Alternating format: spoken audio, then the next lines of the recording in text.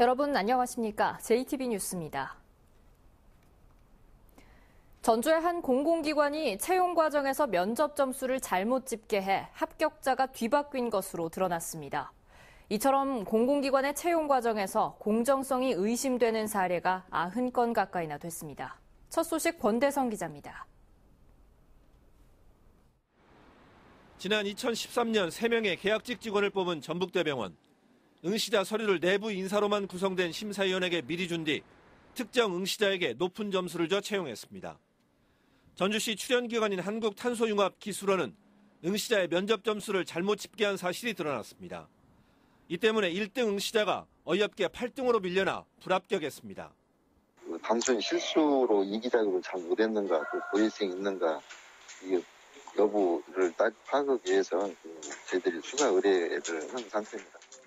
정부, 전라북도와 시군이 합동 점검한 결과 공정성이 의심되는 채용 사례는 전북의 36개 기관에서 89건, 전북대병원과 탄소융합기술원 2곳에 대해 수사가 의뢰됐습니다. 또한 채용 업무에서 중대한 실수가 드러난 남원의료원과 전북생물산업진흥원, 익산문화재단, 혁신도시로 옮겨온 공기업인 전기안전공사와 국토정보공사는 징계 요구를 받았습니다. 자의적으로 해석을 하거나 그런 어떤 편파적으로 그런 것을 이렇게 좀 부당한 인사를 할 여지를 남겨놓는 규정들이 많이 있다는 거죠. 그래서 그런 규정을 이번 통해서 다 고쳐야 되겠고. 그 어느 것보다 투명하고 공정한 채용이 이뤄져야 할 공공기관. 동네 구멍가게보다 못한 엉터리 채용 과정에 취업 준비생들은 허탈합니다. JTB 뉴스 권대성입니다.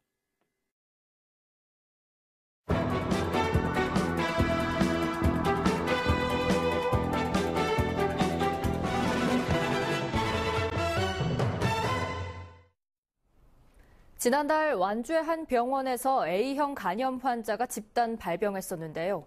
이 병원의 샤워장에서 사용하는 지하수에서 A형 간염 바이러스가 검출됐습니다. 정기적인 수질 검사는 무용지물이었습니다. 먼저 김철 기자가 보도합니다. 완주군의 이 병원에서는 지난달 18명의 간염 환자가 발생했습니다. 당시 전라북도 보건환경연구원은 이 병원의 샤워장에서 사용하는 지하수와 저수지물을 조사했습니다. 그 결과 두 곳에서 모두 A형 간염 바이러스가 검출됐습니다. 지하수 수질 검사를 했거든요. 근데 거기에서 그 A형 간염 바이러스가 검출되어가지고 직접적인 원인은 지하수 오염에 의해서 감염되지 않았나 그렇게 판단하고 있죠.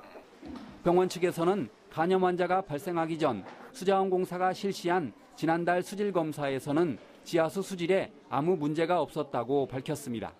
12월 4일 날 물 검사해 수질 검사해서 이상 없다고 나왔었고. 문제는 수자원공사가 실시한 지하수 수질 검사 항목에 A형 간염 바이러스가 없다는 겁니다. 따라서 지금 같은 수질 검사는 A형 간염 바이러스의 무용지물입니다. 그 수질 검사 그 항목에는 안 들어가요. 바이러스 A형 간염. 근데 나중에는 보완을 할지 몰라도 현재는 안 들어가 있어요. 이 병원의 지하수에서 A형 간염 바이러스가 검출된 사실은 이미 지난 19일에 밝혀졌지만 전라북도나 완주군은 아직까지도 지하수를 사용하는 전체 병의원에 대한 실태 조사도 하지 않고 있습니다. JTB 뉴스 김철호입니다. 지하수뿐만 아니라 많은 사람들이 이용하는 약수터 또한 관리의 사각지대에 놓여 있습니다. 약수터 수질을 검사할 때도 A형 간염은 검사 항목에서 빠져 있습니다. 이어서 송창용 기자입니다. 한겨울인데도 주민들이 약수물을 뜨기 위해 기다리고 있습니다.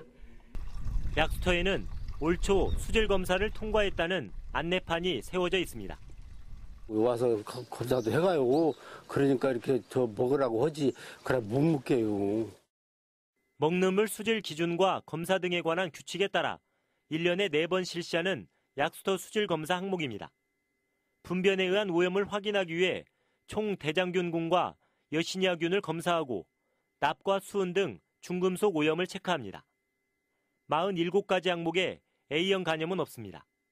그러나 완주병원 사례에서 보듯 약수터는 A형 간염 안전지대가 아닙니다. 실제로 지난해 2월 경기도 여주 약수터에서 A형 간염 바이러스가 검출된 사례가 있습니다. 전북에 있는 9개 지정 약수터를 이용하는 주민은 하루 평균 1,200여 명. 비지정 약수터 18개까지 감안하면 수천, 수만 명이 A형 간염 위험에 노출돼 있는 셈입니다. 바이러스에 오염된 어떤 물을 공동으로 이렇게 마시거나 이렇게 되면은 집단 발병의 원인이 될 수가 있기 때문에 그런 부분들에 대해서 관리를 할 필요가 있다고 생각합니다. 그러나 전라북도는 A형 간염 검사법이 어렵고 비용이 많이 든다는 이유로 약수물 검사를 검토하지 않고 있습니다. 채수를 한 1.5톤에서 2톤 정도 해가지고 그걸 다 필터링을 해야 되거든요. 이게 하루 정도 걸려요. 비용도 한 건 검사하는데 저희도 실험 비용이 재료비가 한 80에서 100여만 원 들어가요. 다만 지하수를 이용하는 병원에 대해서는 뒤늦게 검사를 검토해보겠다는 입장을 밝혔습니다. 앞으로 지하수를 사용하는 의료기관에 대해서 적극적으로 수질 검사를 하는 등 예방 대책을 강화해 나가도록 하겠습니다. A형 간염은 치료약이 없기 때문에 예방이 무엇보다 중요하지만 전라북도의 대응은 아니하기만 합니다. JTB 뉴스 송창용입니다. 정읍의 한 폐기물 처리 업체에서 유독성 물질이 새나가며 물고기 수천 마리가 떼죽음을 당했다는 소식 전해드렸었죠. 유독물질을 담고 있던 탱크가 문제였는데 이 사고는 사전에 충분히 막을 수 있었던 것으로 드러났습니다. 새만금 환경청이 이 탱크의 존재를 이미 한참 전부터 인지하고 있었습니다. 오정현 기자가 보도합니다. 정읍의 한 지정 폐기물 처리 업체. 역한 화학성 냄새가 코를 찌릅니다. 탱크 밑부분이 깨지며 유독성 물질로 추정되는 액체가 모두 새나간 건데 도랑을 타고 3km 밖 하천까지 오염시켜 물고기 수천 마리가 배를 드러내고 떼죽음을 당했습니다. 물고기 다 죽었어요. 문제가 된 탱크는 허가받지 않은 불법 시설이었습니다. 같은 자리에서 폐기물 처리업을 하던 전 업자가 지난해 4월 말쯤 문제의 탱크를 들여놓은 것으로 알려졌는데 정체 모를 유독성 물질이 담긴 채로 수개월이 방치됐다가 사달이 난 겁니다. 문제는 이러한 불법을 새만금 환경청이 모두 인지하고 있었다는 점입니다. 중간에 환경청 지도점검이 한 번 있었어요. 5월 10일이요. 그러면 5월 10일에 지도점검 나왔을 때 그 탱크는 있었나요? 없었나요? 있었습니다. 석 달 뒤 잇따른 점검에선 불법 여부를 직접 확인하기도 했습니다. 하지만 이후로도 탱크는 그대로 방치됐습니다. 사고가 발생했던 그 탱크 말씀하신 건가요? 예, 맞습니다. 그러면은 그게 불법 탱크라는 거를 알고 계셨던 거잖아요? 그렇죠. 그 뒤로 어쨌든 조치가 이루어지지 않은 거네요. 특별한 게 저희가 한 건 없었습니다. 빤히 불법을 보고도 미허가 탱크의 정체는 물론 내용물의 안전성조차 꼼꼼히 따져보지 않았던 셈입니다. 관리당국의 사실상의 직무유기가 사고의 시작이었다는 비판은 피하기 어려워졌습니다. JTB 뉴스 오정현입니다. 한쪽에서는 국민의당과 바른정당의 통합이 추진되고 다른 쪽에선 민주평화당 창당이 진행되면서 지역 정치 지형이 출렁거리고 있습니다. 5달이 채 남지 않은 전라북도 지방선거 구도에도 큰 변화가 예상됩니다. 이승환 기자입니다. 발기인 대회를 마친 민주평화당 창당 추진위원회 발걸음이 한층 분주해졌습니다. 다음 달 15일 정당별 국고 보조금을 받으려면 당장 1일 전북 도당에 이어 6일 중앙당 창당대회를 마쳐야 하기 때문입니다. 시도당 창당의 기본 요건은 당원 1,000명인데요. 지금 현실적으로는 1,000명이 문제가 아니고 2,000명, 3,000명까지도 충분히 입당이 가능한 상황입니다. 6.13 지방선거가 넉 달 반 앞으로 다가온 시점. 민주평화당의 창당은 중앙은 물론 지역 정치권에도 큰 변화를 몰고 올 것으로 보입니다. 민주당과 국민의당에 이어 민주평화당까지 출범하면 더욱 치열한 경쟁이 예상됩니다. 국가 대개혁, 적대청산, 평화 이런 문제를 그다음에 그런 걸 가지고 어떻게 민생 속으로 같이 들어갈 수 있는가 이런 역할들을 잘 해주는 정당 쪽으로 좀 힘을 모아주시지 않을까. 도내 국민의당 현역 의원 7명 가운데 5명이 민주평화당 창당에 참여했지만 비례대표를 포함해도 교섭단체 기준인 20석에는 모자란 16석뿐. 간판 의원들이 대거 빠져나간 국민의당은 물론 의원 한 명이 아쉬운 민주평화당도 출마 시 의원직을 포기해야 하는 도지사 선거에 후보자를 내기는 쉽지 않아 보입니다. 또 도내 유일한 국민의당 단체장인 정원율 익산시장은 거취 문제를 유보했고 군산시장 당내 경선에 나선 이성일 도의원 등 국민의당 군산 도의원 3명은 잔류했습니다. 이에 따라 군산 등 일부 지역에서는 단체장은 물론 광역 기초의원 선거에 민주당, 국민의당, 민주평화당 후보가 모두 출마하는 상황이 불가피해 정당별 이해가 크게 엇갈릴 것으로 보입니다. JTB 뉴스 이승환입니다. 군산시가 도내 처음으로 시장 직속의 일자리 담당관을 신설했습니다. 완주군이 일상생활에 필요하지만 자주 쓰지 않는 물품들을 무료로 빌려주는 나눔 곳간을 운영합니다. 조창현 기자입니다. 군산시가 도내 기초자치단체 가운데 처음으로 시장 직속의 일자리 담당관을 신설 배치했습니다. 일자리 담당관은 최저임금 인상에 따른 일자리 안정자금 사업을 전담하고 일자리 창출을 위한 취업 박람회, 맞춤형 직업훈련 강화, 근로자 복지관 관리 등의 업무에 집중합니다. 익산시가 다음 달 3일부터 익산 시티투어를 운영합니다. 순환형과 테마형, 광역형 등 4가지 형태로 운영되는 시티투어는 탑승 인원에 관계없이 매주 토, 일요일과 공휴일 오전 10시부터 1일 7회 운행합니다. 남원시가 시내버스 정류장 2곳에 추위를 피할 수 있는 온기 사랑방을 설치했습니다. 남원시는 추위 대피 시설을 시외버스 터미널과 시내 주요 승강장에 추가 설치할 계획이며 온열 의자도 제공하기로 했습니다. 대중교통 이용객들이 버스를 기다리는 동안 찬바람을 피하고 몸도 마음도 따뜻해지길 바랍니다. 완주군이 일상생활에 필요하지만 자주 사용하지 않는 물품들을 무료로 빌릴 수 있는 나눔 곳간을 다음 달부터 운영합니다. 완주군 지역경제 순환센터 내 문을 열 나눔 곳간에는 각종 공구와 여행용 가방, 행사용품 등이 구비되며 완주 군민은 무료로 최대 5일까지 대여가 가능합니다. 고창군이 2018 한국소비자평가 최고 브랜드 대상에서 생태도시 부문 대상을 수상했습니다. 유네스코로부터 행정구역 전체가 생물권 보전지역으로 지정된 고창군은 지난해 생물 다양성 증진 분야 대통령 기관 표창을 받았습니다. JTB 뉴스 조창현입니다. 자림복지재단의 설립 허가 취소에 따라 전주 자림학교도 다음 달 말 자동 폐교됩니다. 전북교육청은 현재 자림학교에 다니는 재학생 3명이 졸업함에 따라 다음 달 28일에 자림학교를 폐교한다고 통보했습니다.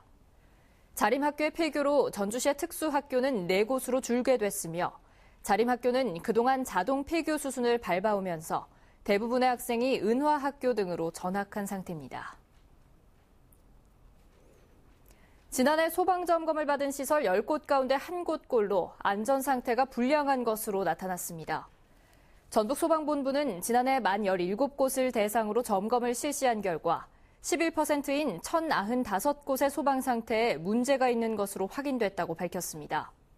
소방본부는 1,072곳에 시정명령을 내렸고 21곳에 대해서는 과태료를 부과했습니다.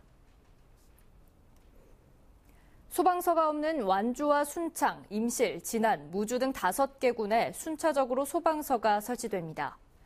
전라북도는 올해 말까지 완주에 소방서를 설치하고 오는 2022년까지 나머지 4개 군에 소방서를 신설하기로 했습니다. 전라북도는 이들 시군에서 소방서가 가동되면 안전 사각지대가 상당 부분 해소될 것으로 기대하고 있습니다. 정읍 무성서원과 고창 갯벌을 세계유산으로 등재하기 위한 작업이 다시 시작됐습니다. 문화재청은 정읍 무성서원 등 전국의 서원 9곳과 고창 갯벌을 포함한 서남 해안 갯벌을 세계유산으로 등재하기 위해 유네스코 세계유산센터에 신청서를 제출했습니다.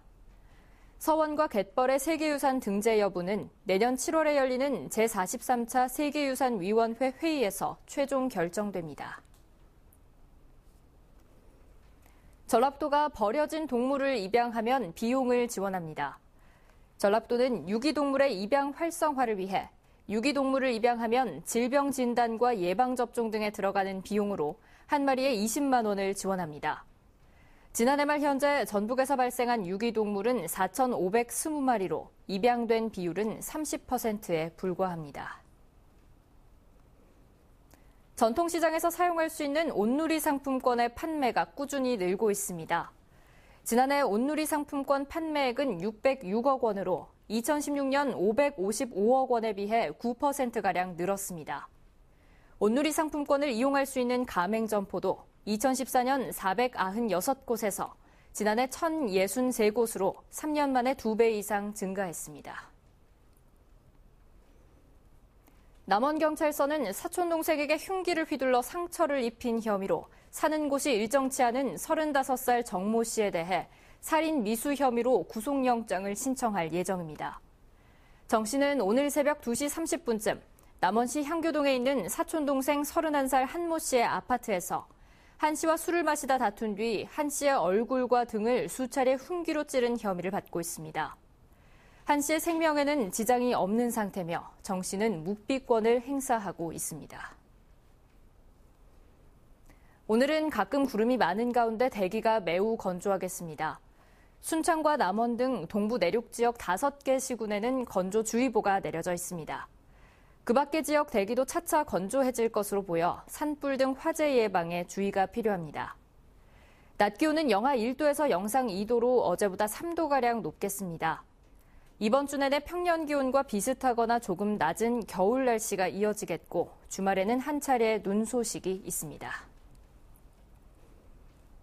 다음은 JTB 전주방송에 이웃돕기 성금을 보내주신 분들입니다. 정읍시 수성동 주식회사 세창스틸에서 100만 원. 완주군 상관면 월암마을 주민들이 16만 원. 부안군 줄포면 목중마을 주민들이 22만 원. 장수군 번안면 원노단마을 주민들이 34만 2,300원. 장수군 번안면 시동강마을 주민들이 10만 1,300원을 보내주셨습니다. 성금을 보내주신 모든 분들께 진심으로 감사드립니다.